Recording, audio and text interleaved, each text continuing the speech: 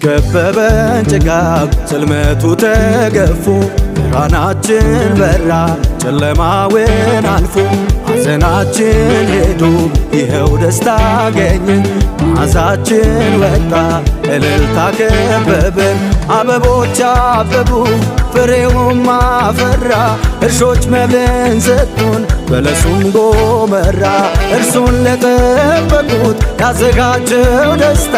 ይመጣል እንዳለው አመጣልን ጌታ ምስጋና ይኸው ይኸው እልልታ ይኸው ይኸው ምስጋና ይኸው ይኸው እልልታ ይኸው ይኸው ምስጋና ይኸው ይኸው